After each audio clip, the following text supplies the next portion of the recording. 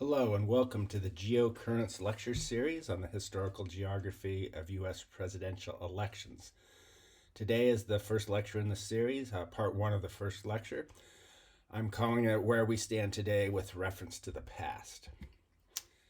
First topic I'll address today is the assertion that the United States is a deeply and dangerously divided country.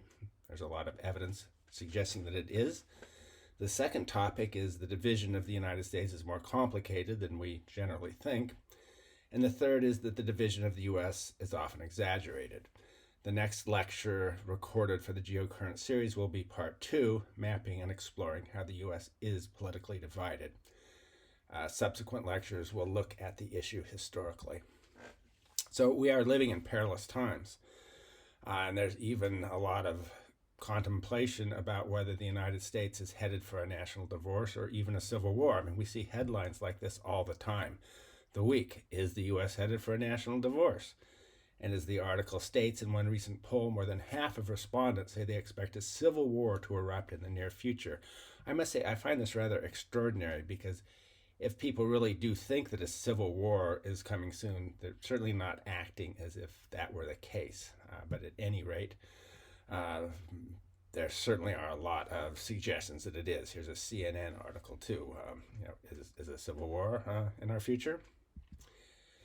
Another important question that's related to this is whether polarization itself, political polarization, has reached a toxic level. So we see this again pretty regularly, toxic polarization. What is to be done? I am disappointed, though, that I find few ideas about how to really address the problem. The suggestions made don't seem very compelling. There certainly is a lot of evidence for intensive polarization. As this graphic, which I pulled off the web, notes, 90% of Biden's supporters, this was before Biden withdrew, obviously, think that Trump being reelected would result in lasting harm, and essentially the same number of Republicans say the same about Biden, or today it would be Harris, 90 versus 89%. Very similar numbers across the board. As a geographer, I'm always curious about how things like polarization are reflected geographically. And not only do we have pretty extreme political polarization, we have extreme geographical polarization. And this is seen most clearly in the rise of what is called the landslide county. So landslide counties are generally considered to be those in which one candidate wins more than a 20% larger percentage of the vote than the defeated candidate. Different sources define landslide differently. But these two maps, taken from a scholarly article from a while back, show the situation of landslide counties, red and blue, in 1992 when Bill Clinton won as a Democrat. And you can see there are quite a few red landslide counties and quite a few blue landslide counties. Coming up to 2016, what we mainly see is a huge increase in the number of red landslide counties. Actually, blue landslide counties went down by just number count, although what the map doesn't show is that in many of those counties, particularly the densely populated urban and inner suburban counties, blue landslide intensified between 1992 and 2016, so an even larger landslide. Can't see that on the map. What is really fascinating, though, is the fact that certain areas with blue landslides remained landslide territory, but with the parties reversed. So a little inset map I did, I took the area where West Virginia, Virginia, and Kentucky come together, and you could see, with one exception, it's either non-landslide or blue landslide. Most of that map is blue landslide, and 2016, every single county red landslide. As I mentioned before, this map doesn't show the intensification of blue landslides. One way we can look at that is look at the vote shift map from 2016 to 2020. This comes from a New York Times map, fantastic map, extremely detailed map of the 2016 and 2020 elections. And you can toggle and get to the shift map that shows just the change. So in this map, you can see very, very blue areas might appear red, and I'll I'll show some of those maps later on, simply because they moved in a red direction. In some urban areas, it was maybe from 92% support for the Democratic candidate to 85, still overwhelmingly Democratic support, but pretty massive redshift nonetheless. But this just shows in New England, already blue became much bluer between 2016 and 2020, with the exception of northern Maine, which is a sparsely populated area. Related to this geographical polarization is the issue of internal migration. So there have been a lot of suggestions that internal migration is intensifying it. As this Forbes article shows, the headline is, America's mass migration intensifies as left-UGs flee blue states and counties for red ones. I have a graphic from another source, I believe. I'm sorry I didn't put in the source on this. But it's indicating the actual measurements, and you can see there's a lot of movement from blue states to blue states and red to blue, and from red to red and blue to blue. So it's actually a more complicated thing, and this kind of data has no information on why people move from one state to another. Often it's for job reasons or family or something like that. But there is some evidence that conservatives have been moving out of blue states to red ones, and vice versa, liberals moving from red to blue. More data would be very helpful. In 2009, Bill Bishop wrote and published a very interesting and important book on precisely this issue. Really quite a prescient book, I think.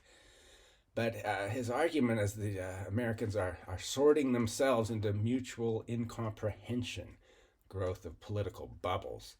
So as the Amazon blurb for the book says, Bishop has demonstrated how Americans are sorting themselves into alarmingly homogeneous communities, not by region or by state, but by city and neighborhood. So taking the same idea but applying it at a finer scale of analysis. The result is a country that has become so ideologically inbred that people don't know and can't understand those who live just a few miles away. And in The Big Sort, Bishop explores how this phenomenon came to be and its dire implications. So one can debate over whether the implications are dire or not, but I think it's undeniable that we are in an age of political bubbles when people mostly get their information from one side of the political spectrum. And this is both from the neighborhoods in which they live and the communities in which they work, but also the media that they choose to read, and particularly from internet sources where we have algorithms that give you sources that fit your own biases, regardless of what those biases are. So I do think political bubbles are a big problem. And it's something I face in my daily life. As an academic living in Palo Alto, California, I'm in an environment in which conservative voices are essentially non-existent. Doesn't mean there's no ideological diversity by any means. In the academic environment, I regularly encounter views ranging from center-left to far-left. I mean, I know plenty of Marxists and left anarchists, but within academia, I really don't know anyone who would identify as conservative or Republican. So I feel I need to do everything I can to get out of that bubble, and I do so in two ways. One is by reading across the political spectrum, reading serious articles, but also glancing at and skimming headlines in popular publications. I look at Breitbart every day, populist, right-wing, very conservative source, to see what issues they're looking at and how they're framing it.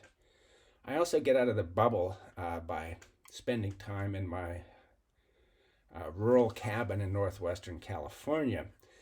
And it is in another left-wing environment, but there are a few right-wing populists I know in the area, but I know more left-wing populists, people who have views that are, they're left-wing, but they're not the kind of views I encounter at Stanford or any other university. I'll talk about some of those later on.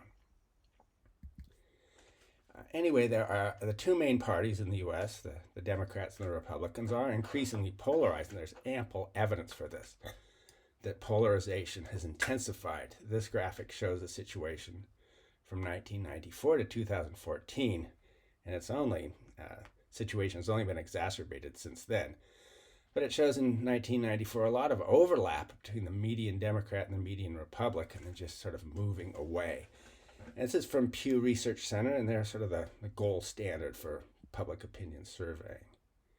And there's all kinds of information, again, from the Pew Research Center, taking specific topics like government regulation, government spending, poverty, corporations, race, military, and so on. In almost all those cases, you see not only a big difference between the two parties, but a growing difference. The interesting exception is the one I put a red box around: homosexuality should be discouraged by society. And there has been some widening, but not much. The two trend lines have pretty much stayed at the same distance. What's remarkable about that is the decline. So the median Republican or lean Republican voter in 2017 was more likely to disagree with that than the average Democratic or lean Democratic voter in 1994. So that's been a pretty remarkable change. This polarization of the parties presents problems, but one thing I find very interesting and ironic is that in previous periods there was a concern that the two parties were inadequately polarized. If you stay with me through this whole course, you'll see how in many different periods, several different periods anyway, in American political history, there wasn't much difference between the Democratic and Republican parties. They argued over a few issues like the tariff and not much more.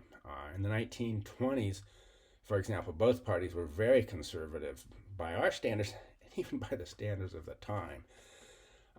In the 1940s, it's interesting, Franklin Roosevelt, in his third term, was very concerned about the inadequacy of polarization. Democrats had a large majority in Congress, but a lot of Democrats were quite conservative. And as he tried to continue his New Deal programs, he started running into a lot of opposition from Democrats, and sometimes he found liberal Republicans who supported him. This article from the New Yorker talks about a fascinating episode where Franklin Roosevelt and Wendell Willkie were talking about trying to form a new political party.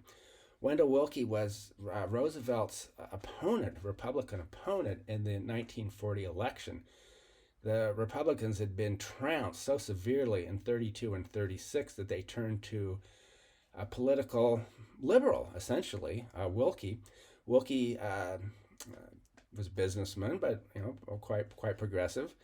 But he thought that Roosevelt went too far when he started to create the Tennessee Valley Authority. He basically supported the New Deal, but did not want the government to start controlling the means of production, to use a Marxian term.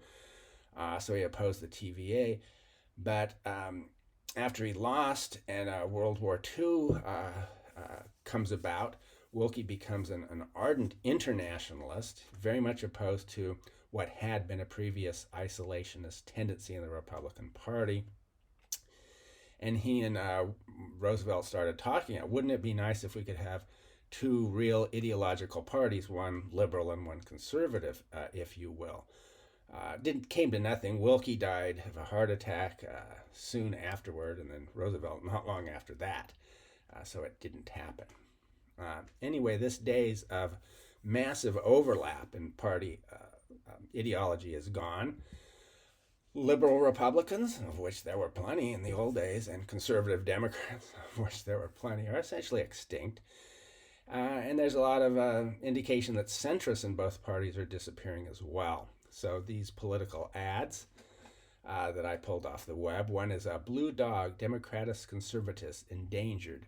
So the Blue Dog Caucus of the Democratic Party in the House of Representatives is formed on sort of centrist or center-left Democrats. Back in the days of Bill Clinton, there were many of them, and they were a very powerful group within the Congress. There are a few left, but not many. The one on the right shows Ronald Reagan smiling before a Republican big tent and Donald Trump scowling at a tent labeled Welcome Angry White Dudes. Um, I don't think Welcome Angry White Dudes gets it right at all. I'll talk about that later. It's more complicated. But there's an element of truth. Where there's a real element of truth is in the expressions of the two candidates.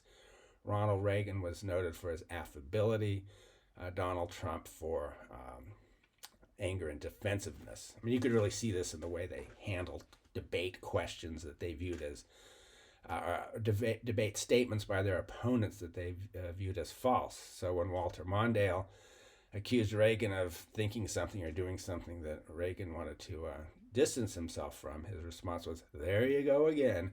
Whereas with Trump, it's anger and defensiveness. Because of this polarization, centrists and others are rejecting both parties, and we get the rise of the independents. So this Gallup poll shows Democrats, Republicans, and independents, and you can see independents really increasing after about 2008. It would be very interesting to see it earlier. I suspect that the trend line continues. Now, I do have to say I've looked for information to update, get beyond 2021, and ChatGPT, artificial intelligence, says that now there's pretty much a even one-third, one-third, one-third split. And then if you ask independents if they lean more Democratic or more Republican, you get pretty much a 50-50 split. And certainly that is indicated by polling right now that shows a very even split between the two candidates. There is a speculation that the rise of independents itself can exacerbate polarization because the independents have, little or no voice in how candidates are chosen by either party. So let's just take a hypothetical situation, and the country's kind of here right now, right? 1/3 Democrat, 1/3 Republican, 1/3 independent. Now, it's important to note that independents don't always lie in the middle. There are independents who think that the Democratic Party isn't far left enough, and there are independents who think the Republican Party isn't far right enough. So it's more complicated than it often seems to be. But if we just look at primary elections and the nomination process, we could have a situation where the more center-leaning Democrats are just under half of the Democrats, and the more center-leaning Republicans are just under half. And what that means is each party can have their candidate selected by what is essentially a 1/6 or just over 1/6 of the electorate. And the result can be two very unpopular candidates. And for many then voters, the decision becomes not who do I like more, but who do I dislike more or dislike less.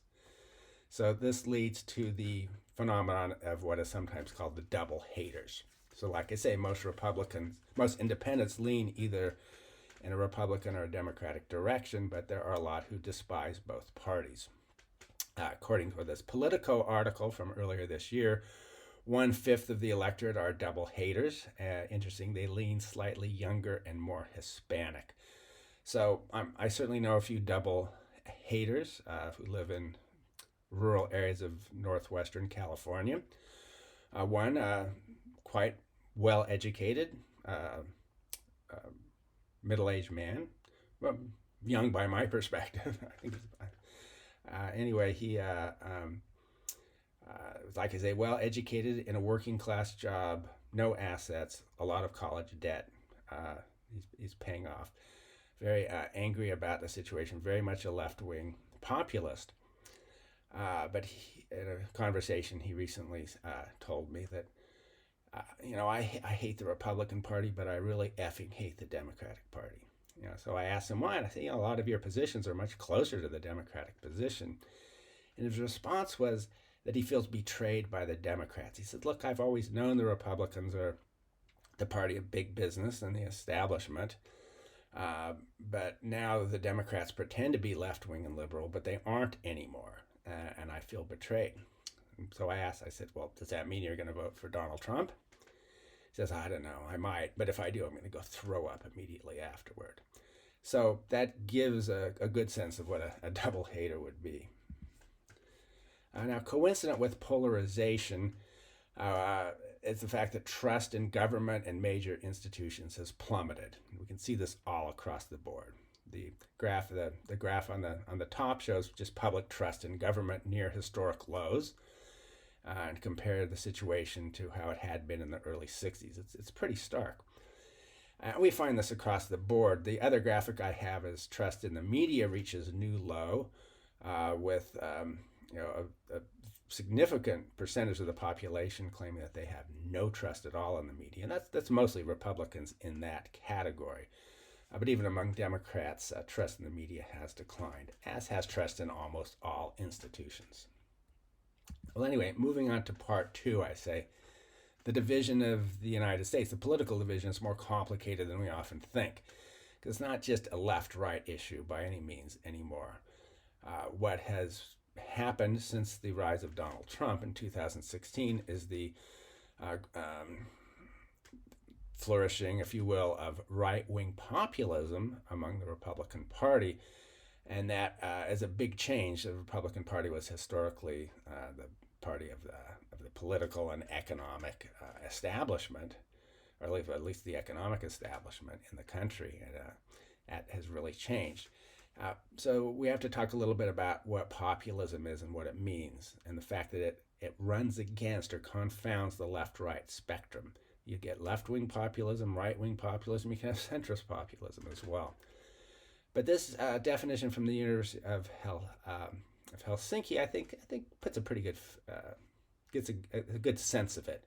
So just to read it here, populism is an ideology that considers society to be ultimately separated into two homogeneous and antagonistic groups, the pure people versus the corrupt elite, which argues that politics should be an expression of the general will of the people.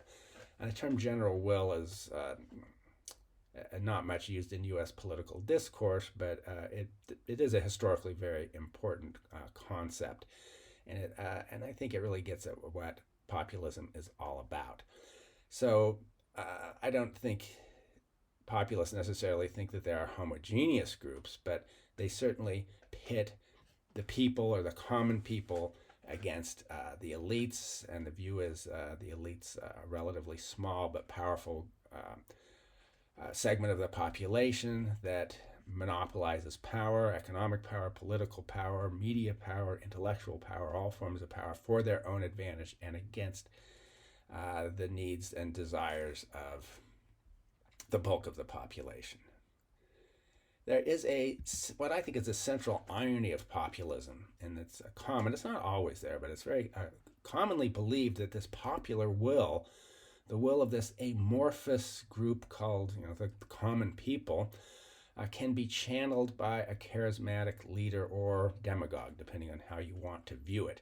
And we have seen a lot of this in both left-wing and right-wing populism. So in the 1930s, Huey Long, who was governor of Louisiana and then senator, extremely powerful in the state, known as the Kingfish, was very much by the standards of the time a left-wing populist. He was planning on running against Franklin D. Roosevelt in the Depression because he thought Roosevelt wasn't nearly far left enough, didn't go nearly far enough on redistribution, on reining in the wealthy and wealthy corporations, of having the government run big segments of the economy. And current right-wing populism, obviously have a photo of Donald Trump, but in both cases we get this situation where a charismatic leader is often seen as channeling what the people want. And one can argue this goes all the way back to Julius Caesar, who was in many senses a populist. He was from a very wealthy background. He championed the people against the institutions of the Roman Republic at the time. Now, along with polarization, then there's this ideological reshuffling that's going on as Republicans turn to right-wing populism. So a little bit about the difference between left and right-wing populism. David Remnick, I think, has a pretty good sense of this. To quote, there are two forms of populism: left-wing populism and right-wing populism. Right-wing populism requires the denigration of an other, and a group of people excluded from the common mass, if you will. And left-wing populism tends to be more about the haves and the have-nots. In the US today, right-wing populism is strongly nationalistic. Left-wing populism is not. It's even anti-nationalistic to a certain extent. That wasn't really true in the 30s, but it is now. And for right-wing populists, the current other, if you want to use that terminology, would be undocumented migrants and increasingly, as we've seen in Springfield, Ohio, refugees. They're not undocumented, but they are not people who came to the United States through the regular immigration process. So there may be some animosity towards documented immigrants who are non-refugees, but not much. Actually, they're often embraced. So it's the category of the undocumented and refugees, much more than any sort of racial division. Although I'm not denying that has some salience. And if we look at Republican or Trumpian, if you will, populism today, what do we see? So one is real hostility to the national security establishment. So I mean the FBI and the CIA and the NSA and the Secret Service. This is very new. This was not what Republicans stood for at all before Trump. And I note, not to lower level workers or employees or soldiers. So if you listen to right-wing populist sources, they're very antipathetic to the brass in the military, but not to your average soldier. And the same with the FBI and so on. There's a lot of hostility to virtually every major institution, from the academic institution, medical institution, almost any you look at, I would say, except the Supreme Court. That would be an exception. There's a real hostility to corporations that are regarded as globalist or woke. In other words, putting interests or focusing not just on the United States, but on global markets. Companies who move production out of the United States are very much disliked by right-wing populists. Companies that pursue DEI, diversity, equity, inclusion initiatives are very much disliked.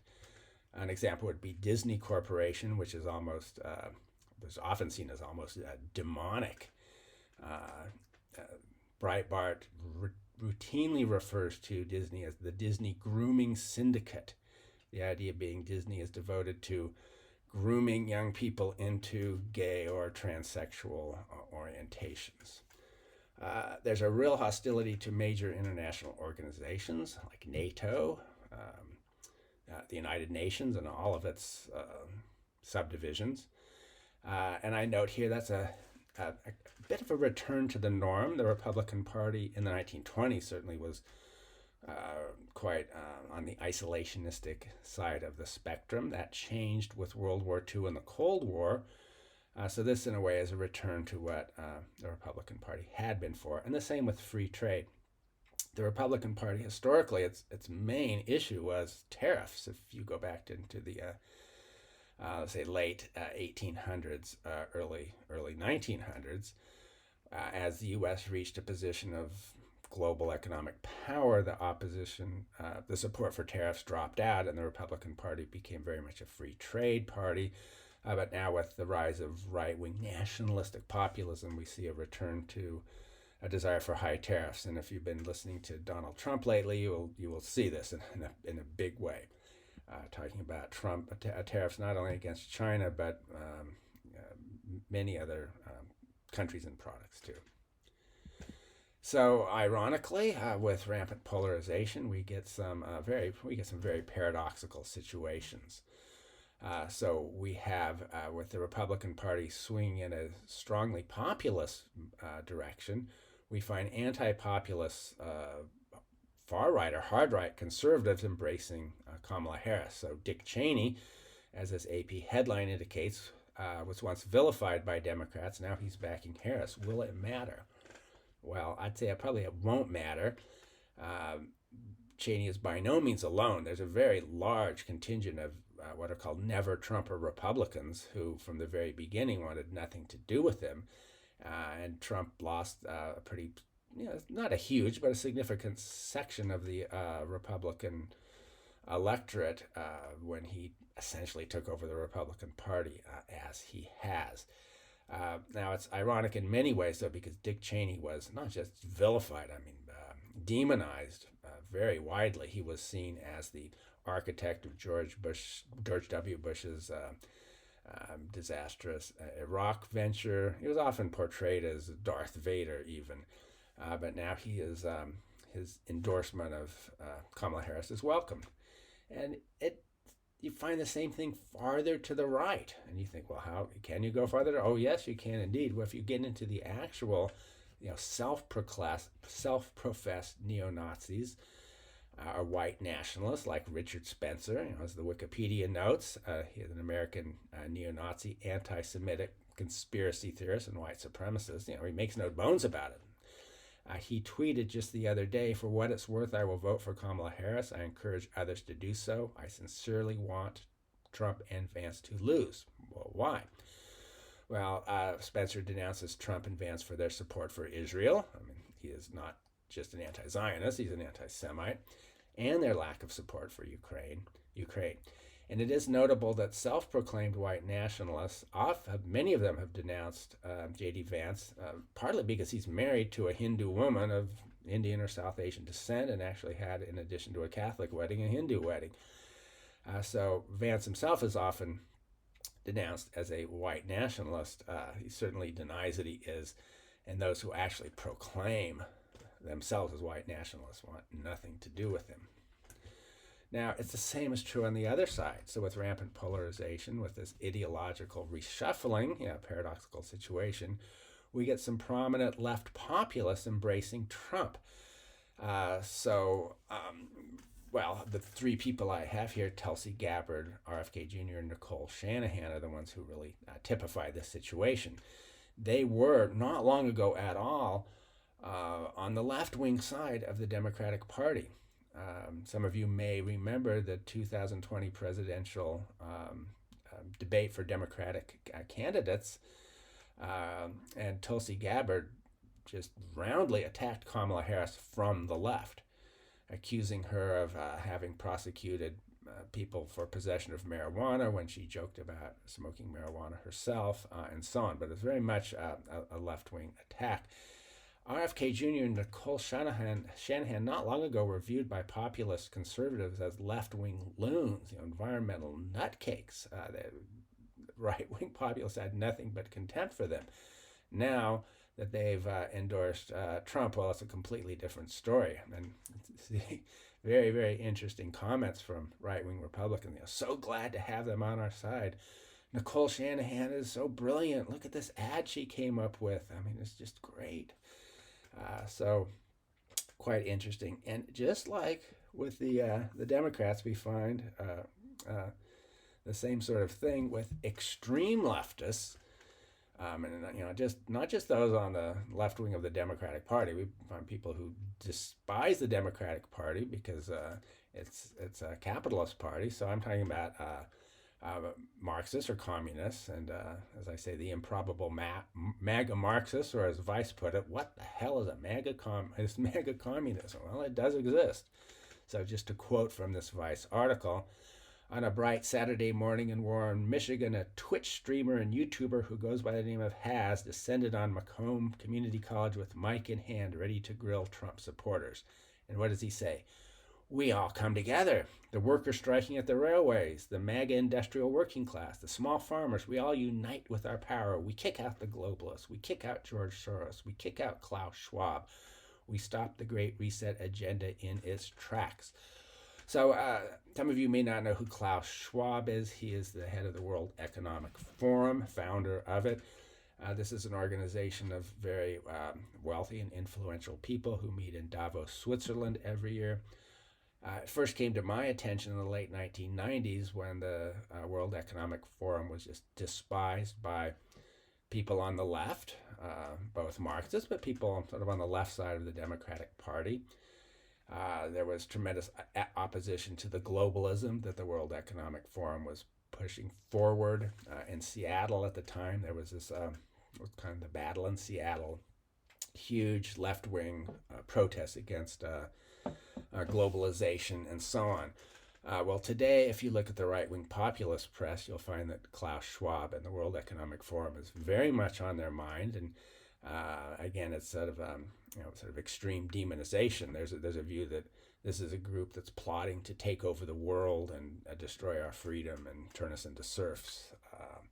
So there is certain convergence on the far side. And if you read about MAGA Marxists, what they will say is the only real revolutionary force in the United States, the right-wing populists. What we need to do is get them on our side. And I could say, well, good luck with that. Not likely to happen. So if the Republicans have turned to populism, well, what is its opposite? I go to ChatGPT and it says elitism, and I'll quote here.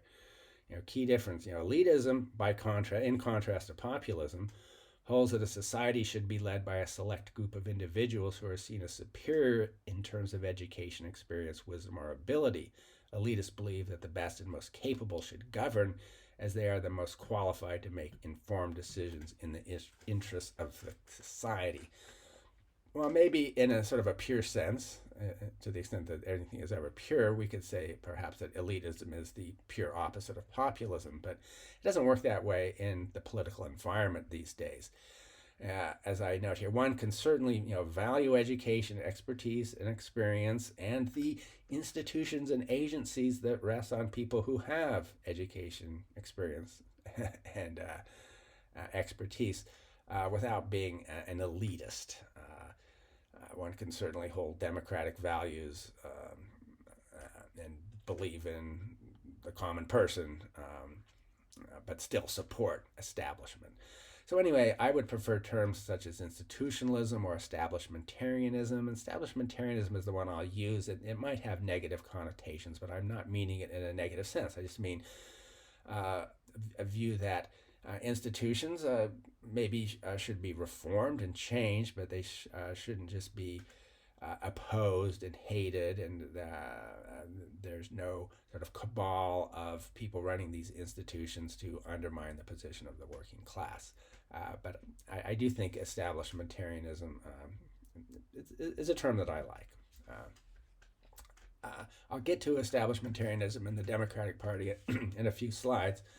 But first, I want to address the question of whether populism has more affinity with the political left. It kind of seems like it would, right? The political left supports the haves against the have-nots. Really, that's what it's all about. And that's what populism is all about. And in the U.S., populism, at least has historically been associated with the Democratic Party, and establishmentarianism with the Republican Party. If you do image searches for left-wing populism, you get photos like this one I have from Wikipedia with Bernie Sanders there, or a Washington Post headline from quite a few years ago now: Trump and Sanders lead competing populist movements reshaping American politics. If you talk to, or at least as I've talked to left-wing populists, I'll know they loved Bernie Sanders in 2016 and now have contempt for him. They think that he sold out and is no longer fighting the fight, no longer represents the have-nots. He does so rhetorically, but not in any meaningful way.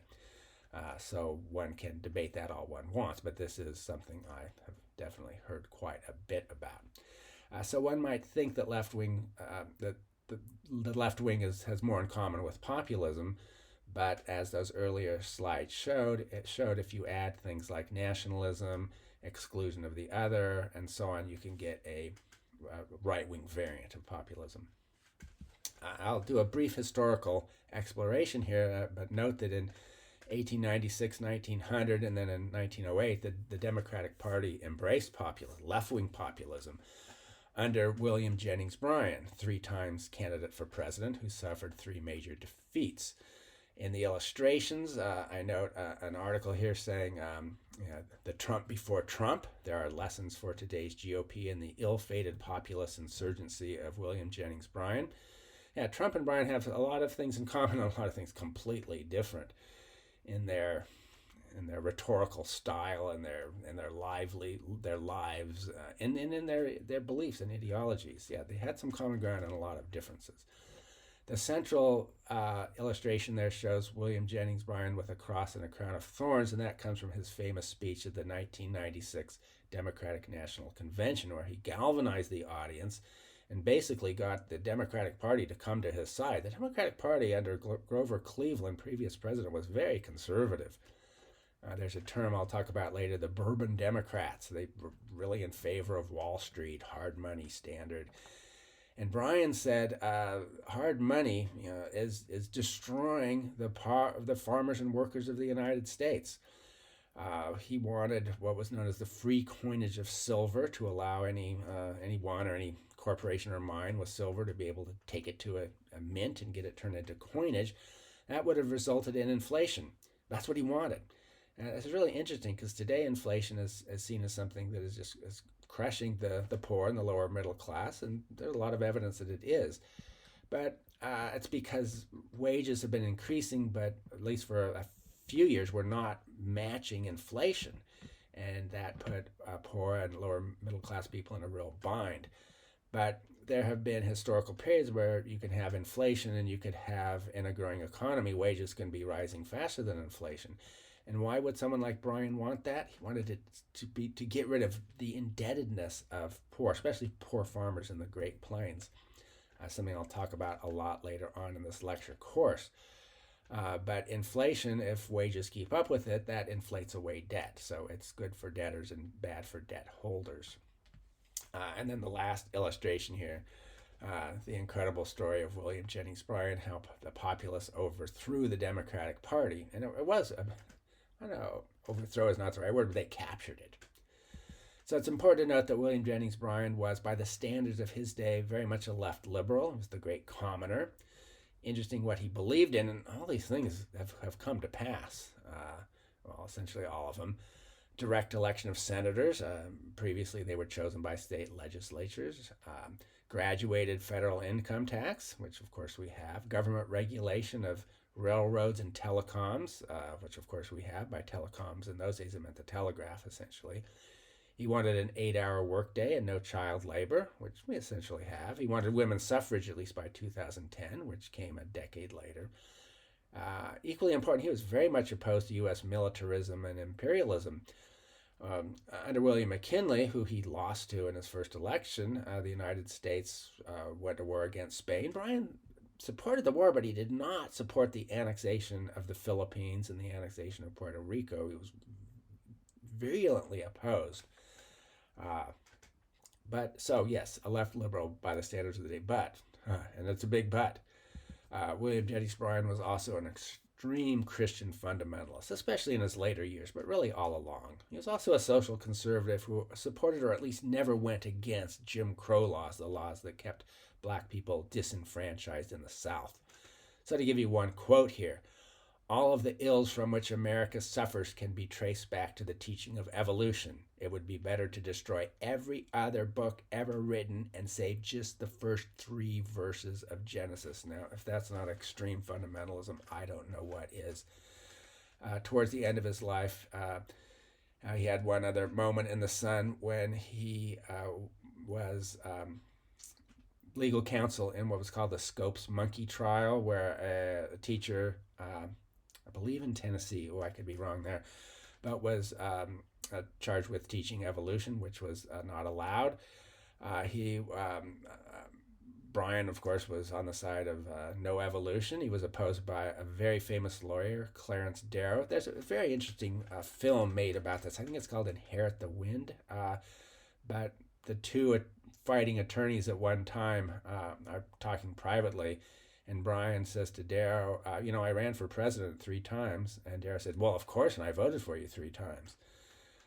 But I put this in just to show you that you cannot think about previous historical eras through the lens of current American politics, because what was different parties, different ideologies supported have varied, and different ideas sort of move around from one side of the political spectrum to the other. It's much more complicated. We have to use something like a simple left-right spectrum. I can't get away from it, but it conceals as much as it reveals. So we always have to remember that. Just a few more slides on the same issue. In 1900, it's interesting, actually the blacks couldn't vote, but the white South was populist, voted for William Jennings Bryan.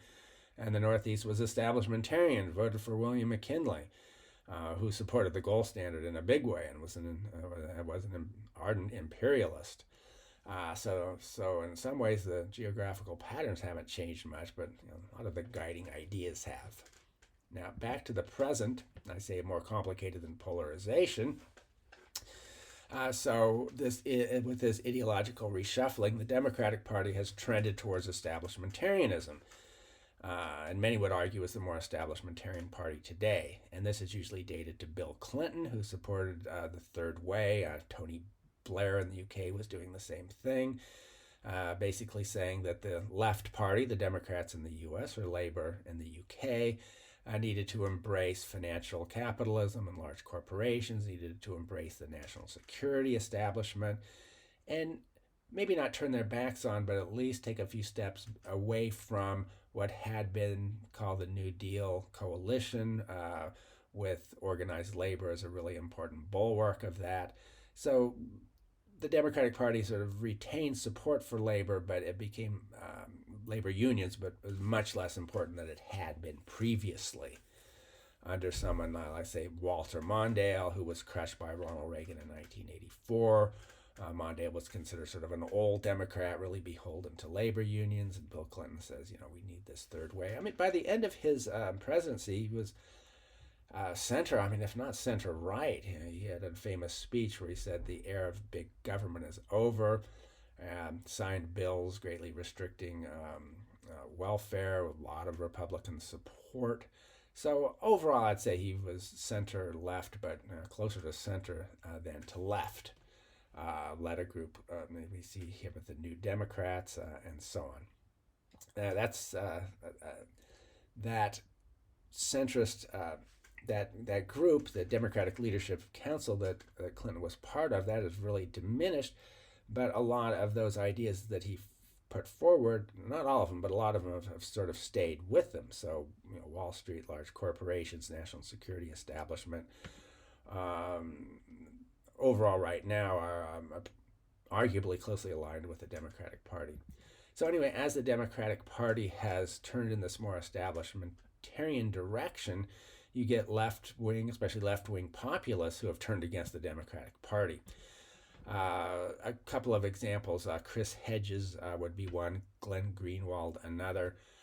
They were both very much sort of darlings of the political left as journalists under the George W. Bush administration. They were extremely harsh critics of Bush. But now they're harsh critics of Trump, certainly, but they're also harsh critics of Kamala Harris, Joe Biden, the Democratic Party. So my illustration here was a YouTube video of Chris Hedges talking with comedian and political pundit Jimmy Dore. They're very much of like mind here. And I had to very carefully stop the video when I believe what Jimmy Dore was saying, we've got to get the Democratic Party back to being a party of the workers. And as this YouTube video is called, the liberal class's ultimate betrayal. So the view of people like Dore and Hedges is that the Democratic Party pretends to be a party of the working class, of common people, but actually is the party of the corporate and military establishment.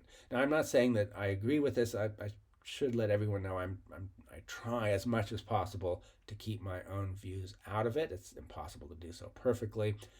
When I lecture in person, I'm more forthcoming in the question and answer session, but I am striving here to be objective. I know that's impossible to be perfectly objective, but let's not let the perfect be the enemy of the good. I would like to note that there are some tremendous ironies involved in this. If you look at the populist right, we'll see a lot of people saying Kamala Harris is a communist, an outright Marxist. Populist far left, you hear people saying Kamala Harris is an eager tool of the capitalist oligarchy. Well, they both cannot be correct, that's for sure. Anyway, all this ideological reshuffling, though, seems to have had little impact on the public imagination. We certainly don't really see it in polling. Did we see Trump getting a big boost when RFK Jr. and Nicole Shanahan endorsed him? No, even though RFK and Shanahan was his is his vice presidential running mate. Yeah, polling 5-8% or so. With that, the followers didn't have apparently. Well, we'll see what happens in the election. And one reason is I think, despite its embrace of populist rhetoric, the Republican Party is still more right wing. And despite its embrace of establishmentarianism, the Democratic Party is still more left wing. And there's such intense animosity on either side that these sort of defections from the right and left don't mean much. But on the other hand, there is a lot of evidence that the working class is shifting to some extent to the Republican Party. And if that continues, this is going to be an epochal realignment. And I have a sentence here from Rui Teixeira, a very important, at least to my mind, political writer and thinker. His blog is called The Liberal Patriot and tells you something about him. But from a couple years back, Teixeira wrote that Republicans have been increasingly talking about becoming the party of the multiracial working class. This is less far-fetched than you might think. After all, in a loose sense, they already are. Now, a little background on Teixeira is important. In 2004, he and John Judas wrote a very influential and important book called The Emerging Democratic Majority. You can see here, national bestseller. And their view was demography is destiny. There are a lot of immigrants, particularly Latino or Hispanic immigrants, coming into the United States. The vast majority of them are Democrats. They're going to become a bigger and bigger part of the population. And as that happens, the Democratic Party will reach a position of national dominance that it will likely be able to maintain for a long time. Well, he's singing a different thing. Judas and Teixeira are singing a different tune today. Their latest book, last year, Where Have All the Democrats Gone? The Soul of the Party in the Age of Extremes. And they are very concerned about the Democratic Party's movement in an establishmentarian direction and its movement away from the working class. And they are very concerned about a map like this. I had an excerpt from this map showing New England previously. Here's the whole map. It's from the New York Times. But you can see from 2016 to 2020 in South Texas, there was a massive red shift. Now, this is still a blue area, to be sure. Although some counties actually supported Trump in 2020, some of the counties there. It's very heavily Latino. It's a poor area. It's also right on the border where a lot of these issues are at their most intense. I do want to note the map also shows that the LDS or Mormon region in Utah and eastern Idaho had a similar red shift, but that's only because it had a massive blue shift in 2016. Utah and Idaho are two of the most Republican voting states in the country, but the LDS inhabitants of this region, they're dominant in both eastern Idaho and across almost all of Utah. They had real misgivings about Donald Trump for many, many reasons. But in 2020, there was a sort of a return to the fold, if you will. We can see this in exit polling from elections, and I find it really interesting to compare 2004 for 2020 with income. Look at 2004, Kerry versus George W. Bush. And you could see with the lowest income category, Kerry had his highest percentage support and then just dropping down pretty much from category to category. So the lower three income categories for Kerry, the upper 5 for Bush. You look at it in 2020 and it's a different story. The highest income category, which had been very Republican in 2020, was evenly divided. So there's been a lot of a movement of wealthy people to the Democratic Party. And then the poor still hear more Democratic voting, but less so, quite less so than in 2004. And you can see where Trump really got most of his support is the income level between 100,000 and 200,000. So prosperous, but not as wealthy. And the group that would be most inclined to support Trump would be, say, not very particularly well educated owners of fairly prosperous small businesses. Uh, it's interesting to look at some of these other factors. Marriage hasn't changed much. You could see in 2004, non married voted much more for the Democratic candidate John Kerry than the Republican Party candidate, but it was the same in 2020. That surprised me. I suspect it will increase in 2024. I'm not sure. And also the black vote, about the same. One thing that's really interesting, though, that you don't see here is the black vote, 87% for Biden. It actually had been higher than that. Under the Obama, quite a bit higher. So since Obama, there's been a bit of a shift towards the Republicans. And again, it will be real interesting. Some Republican stalwarts really think the black vote, especially the young male black vote, is trending in a Republican direction, maybe up to 25-30% Republican. We'll see. Interesting that there have been some pretty big changes in gender. So women supported Kerry over Bush, but only by 3 percentage points, where it's a pretty whopping difference between Biden and Trump. And then education, very interesting, with Bush versus Bush and Kerry, non-high school graduates about evenly split, now much more on the Republican Trump side. Postgraduate education, definitely on the Kerry side, but you could see a big increase to Biden support. And then college graduates were voted for Bush over Kerry, 52-46. And college graduates with bachelor's degree voted 51-47 for Biden. So anyway, just to sort of conclude this, this section, I have one more section, but say that, however disconcerting the political situation may be, it's important to recognize, at least for myself, that we are living in fascinating times. Although that Chinese adage, "May you live in interesting times," is said to have been a curse. But I don't necessarily think it's a curse. And when people I know get very discouraged about what's going to happen in the election, I say, well, it is interesting. Let's try to understand what's going on. And at least I find I can be more accepting of things that are happening that I don't like if my focus is on understanding them rather than denouncing them. A little advice, I suppose. The last section of this lecture, today's lecture, is the division of the U.S. is exaggerated. And I really think it is in many ways. So if we look at, by global standards, the regional voting differences in the U.S. are not extreme, and nor is regional clustering. Once we get away from just a stark red-blue map and start adding different color categories, we see it's not as clear-cut of a division, and we have areas of support for Democratic Party through almost all parts of the country, and support for Republicans in most parts of the country. It's certainly nothing like, say, Nigeria. Now, Nigeria is a very large and successfully democratic country, but just stark division, particularly between the southeast and the north, or especially the northeast. And I find this map very amusing because it's really hard to read. Because in the northeast, Muhammadu Buhari, this is the 2015 election, almost everywhere got over 95% of the vote. And that's on a blue scale, and it darkens to essentially black. Goodluck Jonathan,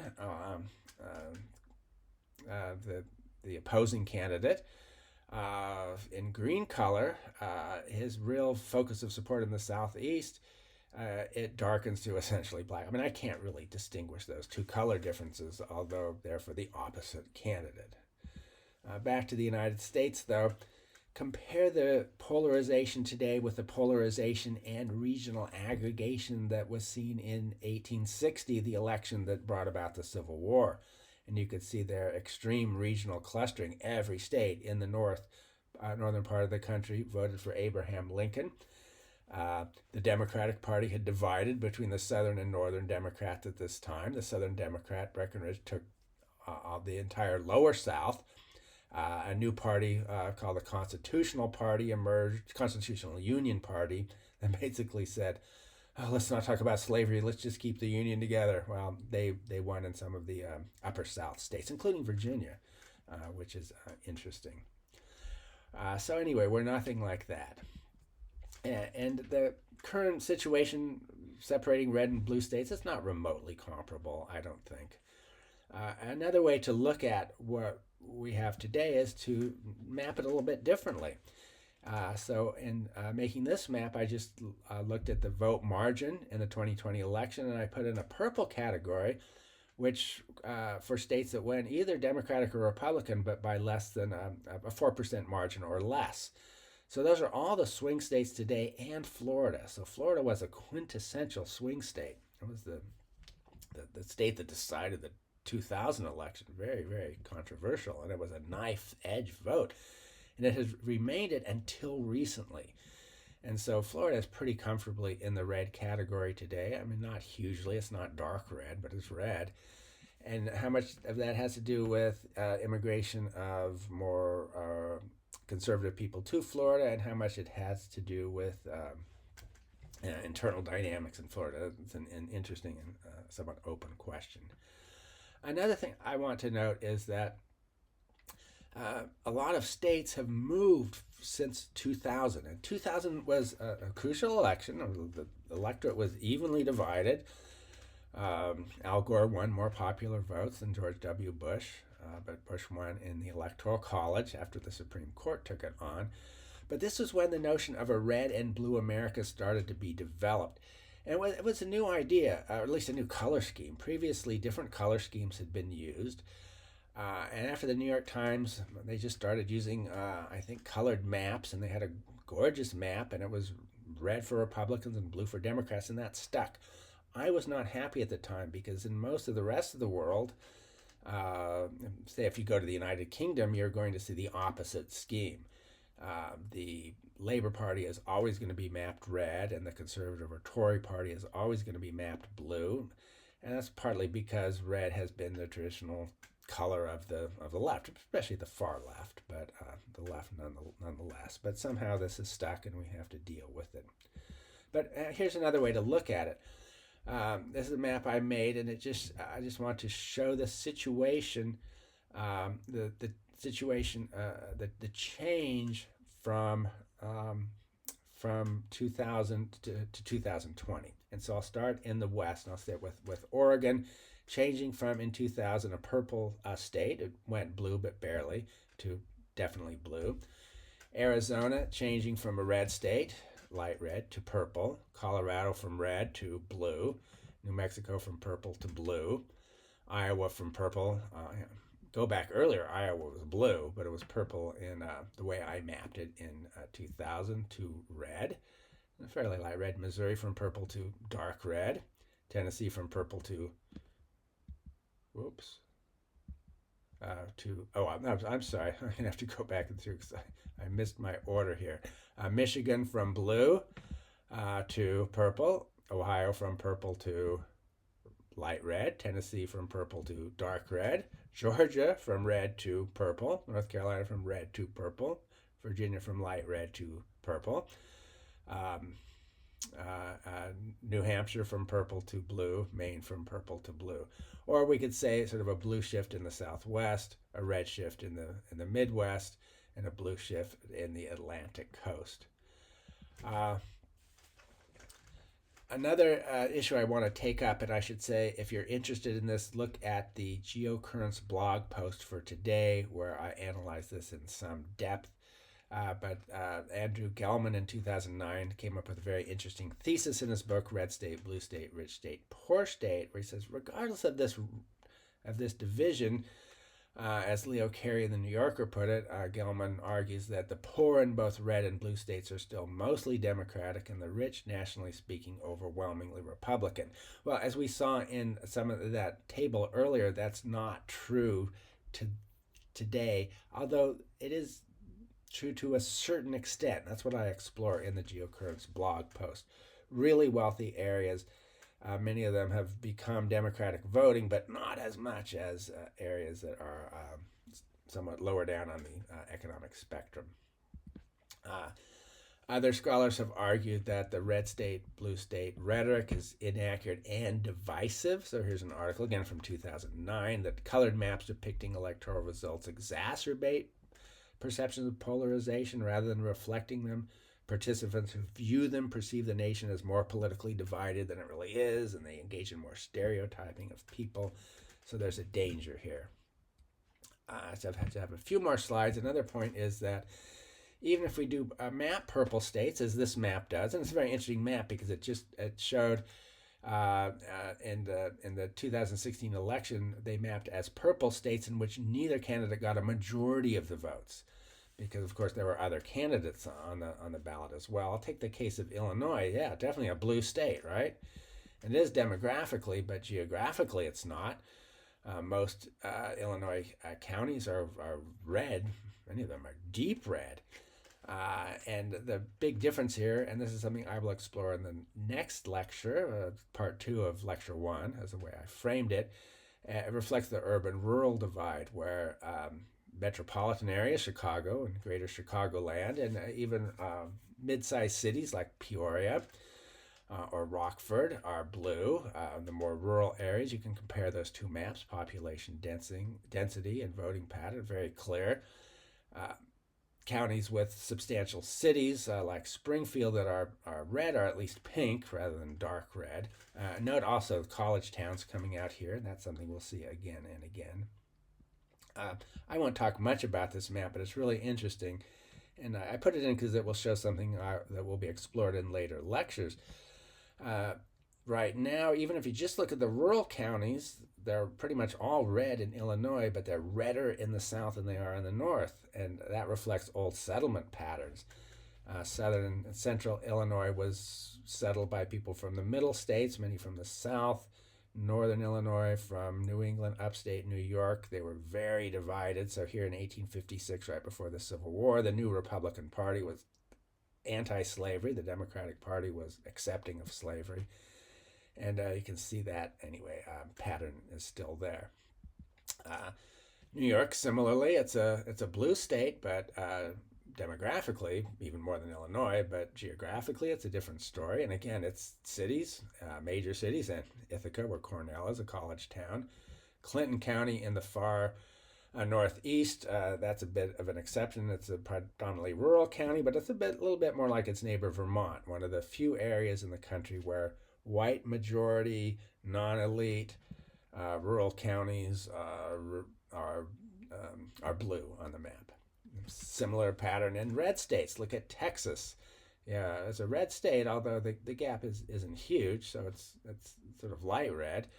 But if you look at its major cities, and the map shows counties, but I've indicated the major cities in them. I mean, Austin is dark blue, and even the county that Austin, Travis County, I believe. But anyway, even the county that Dallas is in, Harris County, where Houston is, they're blue, as are the mostly Latino or Hispanic areas of the South.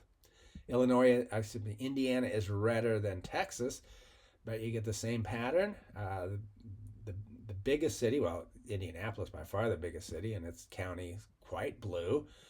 There are some fairly substantial cities there that are red, but they're pink. And then we got some college towns, Bloomington, Indiana University, Lafayette. I don't know the county it's in, but that's Purdue. And finally, my last slide, and in a way this is the most important, and perhaps I should spend more time on it, but it's not geographically, it cannot be geographically illustrated. But that is the fact that the public is not as polarized as the parties, the pundit, and the press. So there are an awful lot of Americans who are not particularly politically engaged, many of them are voters, and that's not that they don't care, but it's not one of their big topics. And you start doing extensive public opinion polling. There's an interesting thing called the American Aspirations Index, and this is only a few years ago, 2020. But this article was published earlier in this year, in 2024. but found stunning agreement on national goals across every segment of the U.S. population. A lot of agreement on a lot of important issues between Republicans and Democrats, between populists and establishmentarians, if you will. Now, there's a few points where they disagreed vehemently. Immigration and borders would be one, and the dissent was intense. But many other hot button issues, like abortion would be a good example. The polarization in the parties is vastly greater than the polarization among the public. The median American voter basically thinks abortion should be openly available and allowed in the first trimester, and the third trimester only for cases where the mother's life is in danger. That's true in it's policy in many European countries, and that's what most American voters think. But that's not how the party works. Partly because parties are based on polarization. So that is all I have for today.